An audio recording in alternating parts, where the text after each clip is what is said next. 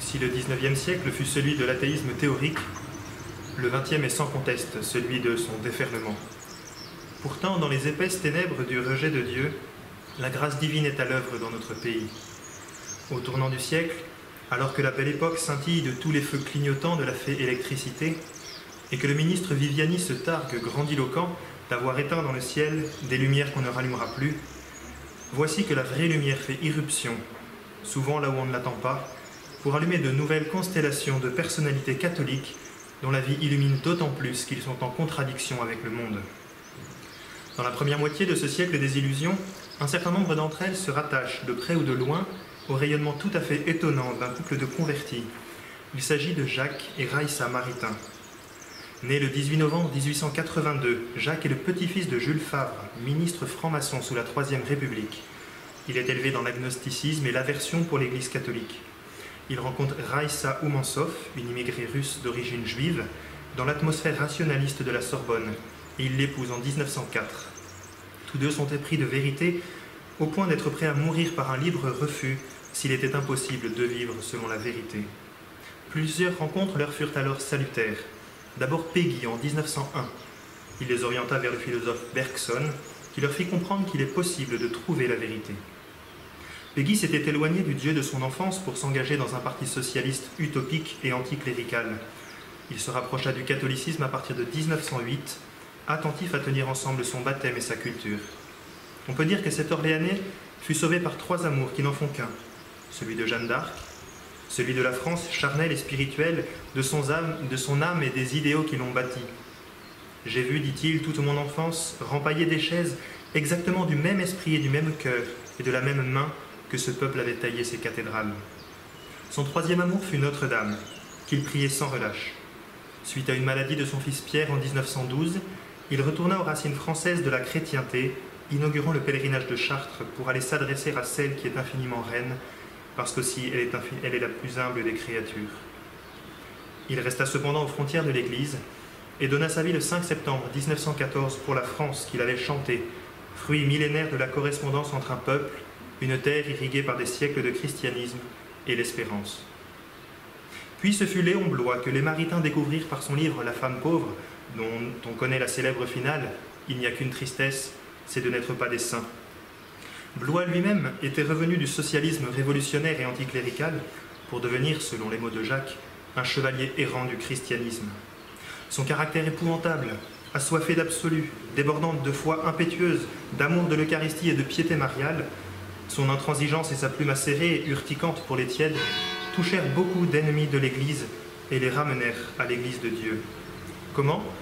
Par la simple affirmation de la vérité qui le faisait vivre. Il était un prophète criant sur les toits les exigences divines, une espèce de clochard mystique dénonçant le catholicisme moyen, la religion de ceux qui croient qu'ils croient en Dieu et vivent comme si Dieu n'existait pas. C'est donc ce sauvage qui pleurait en récitant son chapelet qui fut le parrain de baptême des Maritains le 11 juin 1906 à Montmartre. Ceux-ci rencontrèrent ensuite saint Thomas d'Aquin. Jacques participa au renouveau du thomisme en promouvant une philosophie chrétienne et un humanisme intégral. Si Jacques et Raïssa vécurent en frères et sœurs et n'eurent pas d'enfants, leur fécondité spirituelle fut immense. Ils voulaient insuffler l'esprit chrétien dans les milieux intellectuels et artistiques. Ils contribuèrent ainsi à de nombreuses conversions, comme celle d'Éric Satie ou d'Ernest Psicari, avec qui Jacques s'était lié d'amitié au lycée. Il portait le prénom de son très rationaliste grand-père, Ernest Renan, auteur d'une tristement célèbre vie de Jésus. Il rompit pourtant avec l'héritage familial en s'engageant par idéal dans l'armée coloniale. C'est en Mauritanie qu'il se rapprocha de Dieu autour de 1912. C'est d'abord en tant que Français qu'il défendit Jésus face aux musulmans, convaincu que le catholicisme avait fait la grandeur de son pays. Puis c'est la puissante beauté silencieuse des immensités sahariennes qui lui fit éprouver la présence de Dieu. Dans le voyage du centurion, il raconte l'évolution spirituelle qui le mena, éclairé par la lecture de Pascal, par le père Clérissac et par Jacques Maritain, du laïcisme positivo-scientiste à la pure foi catholique et à l'amour du dogme. Le fils, écrit-il, a pris le parti de ses pères contre son père. Le grand-père apostat, lui, se retourne dans sa tombe. Maritain écrit cependant « Le petit-fils de Renan ne venait pas s'opposer comme un partisan à son grand-père. Il venait en catholique, le ramener au portail royal qui est la plaie du côté de Jésus. Confirmé le 8 février 1913, Psychari aspire désormais au sacrifice total. Notre mission sur la terre, écrit-il, est de racheter la France par le sang. Mon seul désir est de mourir pour le nom adoré de notre Seigneur, s'il veut bien de nous pour ses martyrs. Malgré les obligations de son métier, il assiste à la messe et récite chaque jour le bréviaire, visite le Saint-Sacrement, secourt les pauvres.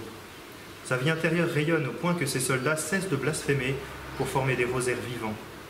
Son désir de vie religieuse est contrarié par la guerre, et c'est en tertiaire dominicain qu'il tombe au champ d'honneur le 22 août 1914, âgé de 34 ans, le chapelet à la main, la croix de baptême au cou, le scapulaire sur les épaules.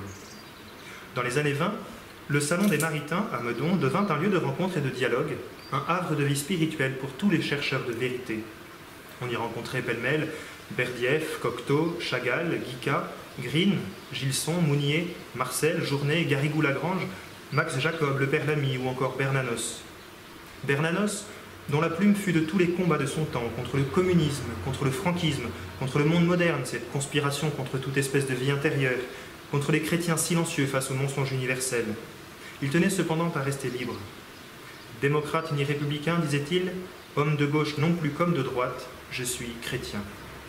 Par ses œuvres tout imprégnées de surnaturel, Bernanos se voulait le prophète de la joie, non celle du monde, mais celle des béatitudes, qui naît du paradoxe vécu de la croix du Christ, au cœur de la souffrance et du silence de Dieu. Parce que le chrétien est un autre Christ, la vie chrétienne est nécessairement un combat. Contre soi, contre le monde qui viole la conscience de la jeunesse et piétine l'esprit d'enfance, contre Satan, dont la haine diffuse et insaisissable s'est réservée les saints. Les saints, chez Bernanos, ce sont des petits, qui sont pauvres, purs, enfants. On connaît ainsi trop bien l'abbé d'Ambricourt ou l'abbé Denissan, aux prises avec la tentation du désespoir, qui assistent impuissants au déferlement du péché qui empoisonne l'atmosphère des enfants, qui prodiguent une paix qu'eux-mêmes ne trouvent pas, qui souffrent pour les âmes, qui connaissent la nuit spirituelle et meurent dans l'échec apparent, comme Jésus, et qui ainsi sauvent le monde. Car c'est dans la foi que se puise l'espérance, c'est dans l'acceptation de notre faiblesse que Dieu est glorifié, et c'est dans l'abandon à sa sainte volonté que la mort et Satan sont vaincus. Mais revenons à Meudon, où Jacques ouvre les visiteurs au Christ par sa parole et Raïssa par sa présence mystique. Raïssa, l'âme de ce cercle des catholiques retrouvés. Mais laissons parler le cœur de Jacques. Avant tout, il y avait Raïssa, dont le regard et le sourire illuminaient notre salon. Elle était la flamme de ces réunions. Il est bien évident que sans elle, il n'y aurait pas eu de Meudon, pas plus qu'il n'y aurait eu de Jacques Maritain. S'il y a quelque chose de bon dans mon travail philosophique et dans mes livres, la source profonde et la lumière doivent en être cherchées dans son oraison et dans l'oblation qu'elle a faite d'elle-même à Dieu. En 1945, Jacques Maritain fut ambassadeur de France au Vatican, où il se lia d'amitié avec le futur pape Paul VI. Après la mort de Raïssa en 1960, il publia son journal, témoignage éminent de sa vie de contemplative au cœur du monde. Puis il se retira auprès des petits frères de Jésus, ne sortant de son silence que pour s'élever contre l'apostasie doctrinale et l'agenouillement général et délirant devant le monde qui suivit le concile, et pour donner un exemple éminent de ce que peut être la mission d'éducatrice des peuples, de la fille aînée de l'Église. Afin de sauver l'essentiel, à savoir l'intégrité de la foi, celle des humbles et des petits qui se demandent si on leur a changé leur religion et ne savent plus que croire, il fit demander au pape de réaffirmer solennellement la doctrine catholique. Paul VI lui en demanda un brouillon qui constituait en fait l'essentiel du credo du peuple de Dieu que le pape proclama le 30 juin 1968. Jacques se fit religieux à l'âge de 88 ans et mourut dans une grande humilité le 28 avril 1973.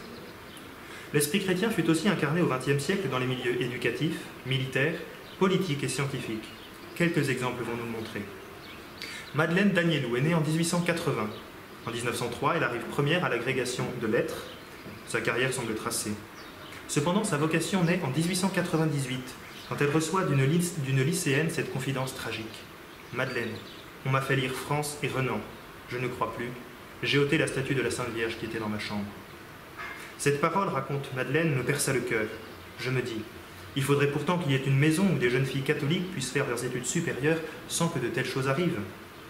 En effet, à cette époque, l'enseignement secondaire féminin est rare, exclusivement public, et ne prépare pas au bac. Ce désir d'aider beaucoup de jeunes filles à défendre et accroître leur foi est le seul sentiment qui m'ait poussé à fonder une école normale catholique. Cette école d'enseignantes éducatrices ouvre en 1907. Dans le même but d'éducation, Madeleine fonde une communauté religieuse. Cependant, elle-même épouse Charles d'Agnelou. L'aîné de leurs 6 enfants sera le cardinal théologien Jean d'Agnelou. Elle fonde ensuite plusieurs écoles et des lycées privés pour les jeunes filles. Sainte-Marie de Neuilly est ainsi, en 1913, le premier lycée de France où elles peuvent passer un baccalauréat classique. Le but de Madeleine est de fonder des collèges où les valeurs chrétiennes et les valeurs intellectuelles fussent unies. Elle publie en outre de nombreux ouvrages sur l'éducation dont elle se fait une haute idée. Je cite « Discerner la ligne de l'élan créateur dans un être et la suivre. Discerner aussi la conduite de Dieu sur lui et la seconder. Telle est la mission de l'éducateur. » Madeleine meurt le 13 octobre 1956. L'engagement de toute sa vie reposait sur cette conviction. La culture rend plus capable de Dieu. Dans le monde militaire, le capitaine Gérard de Catalino concevait ainsi son état. Le métier de militaire suppose une vocation, un désir de perfectionnement, voire de vie rude et ascétique. Il s'allie très bien avec l'idéal religieux, idée de sacrifice éventuel, même sacrifice de ses préférences. La patrie ne peut être profondément régénérée que par la formation d'une élite ardente, entièrement donnée au Christ roi. Sa mort en Algérie en 1957, en protégeant un compagnon d'armes, ne fut donc que l'accomplissement, le couronnement d'une vie donnée pour celui qui, dès 17 ans, écrivait « Demain, bientôt, la mort. Je gagnerai les cieux, je l'espère. Irai-je seul? Ah non. Jésus, je ne veux pas pénétrer seul chez vous. Je veux vous amener tout le monde. Instruisant par mon exemple et payant de mon sang ce peu, ce rien que j'aurais fait pour vous, en regard de ce que vous avez fait pour moi. » Passons à la politique, qui, si elle n'est pas une voie de salut, peut être un chemin de sainteté. À 24 ans, Robert Schuman songea un temps au sacerdoce, mais c'est finalement en tant que laïc qu'il fut apôtre, menant dans le monde une vie simple et austère. C'est par devoir, afin de défendre le régime concordataire de la Moselle contre la République anticléricale, qu'il s'engagea en politique en 1919 pour y faire vivre la charité, la défense des petits et la doctrine sociale de l'Église. C'est là aussi que, après la Seconde Guerre mondiale, il œuvra de tout son pouvoir à la réconciliation. De même qu'Edmond Michelet, qui, après s'être engagé dans le catholicisme social dans les années 30, dira, au sujet de la débâcle des années 40, « Mon Dieu, que la France paraissait fatiguée, tant au spirituel qu'au temporel, en ces jours de juin 40. C'est pourquoi, dès le 17 juin, ce père de 7 enfants ne voit pas d'autre issue que de résister. C'est pour lui d'ailleurs avant tout une décision religieuse, car le nazisme, messager d'un nouveau paganisme, est radicalement contraire à la foi chrétienne. Edmond organise l'accueil et la sécurité de réfugiés, de juifs et d'orphelins. Arrêté en 1943, il pardonne à ceux qui l'ont dénoncé. Déporté à Dachau, il met en place un véritable réseau eucharistique, au péril de sa vie, pour tous ceux qui désirent recevoir Jésus. Après la guerre, on l'a dit, son souci premier fut la réconciliation. Il est bon, disait-il, que l'on sache qu'il est d'anciens déportés qui inclinent à la clémence, à la générosité au nom des traditions humaines et des traditions chrétiennes. Il fut député et ministre du général de Gaulle.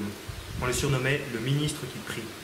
Lui-même raconte qu'un jour, en pleine bataille politique contre le parti de Schuman, il s'était retrouvé avec lui dans la même file de confession. Sa fidélité à la foi dans les pires épreuves et son apostolat de laïque s'enracinaient dans l'Eucharistie, dans l'intercession de la Vierge Marie et dans le bel amour qui l'unissait à son épouse Marie. Pendant 25 ans d'engagement politique, jamais il ne sépara sa foi de son action, car, disait-il, la France a à pourvoir à 2 tâches et à 2 fidélités, sa vocation de chrétienté et sa vocation de liberté. Il meurt le 9 octobre 1970. Enfin, dans le domaine scientifique, nous sommes en 1969. À 43 ans, le professeur Jérôme Lejeune est au sommet de sa gloire.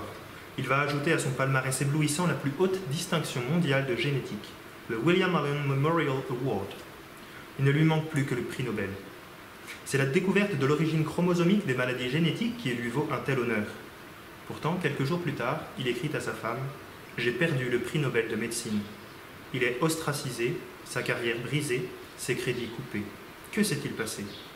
2 ans plus tôt, ce fervent chrétien avait fait, pour ainsi dire, une rencontre intime avec Dieu. C'était dans une petite chapelle au bord du lac de Tibériade. Rien d'extraordinaire, un simple tête-à-tête entre le savant et la sagesse, entre un fils et son père très aimé. Il reçut là la force de mettre ses pas dans ceux de son Seigneur, quoi qu'il en coûtât.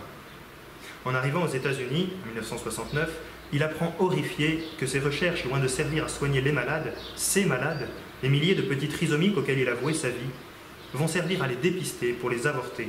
Première étape vers la légalisation de l'avortement pour tous. Sa conscience de médecin s'insurge. Faute de soigner la maladie, on veut supprimer le malade. Il sait que s'il parle, c'est fini, mais il sait qu'il doit parler.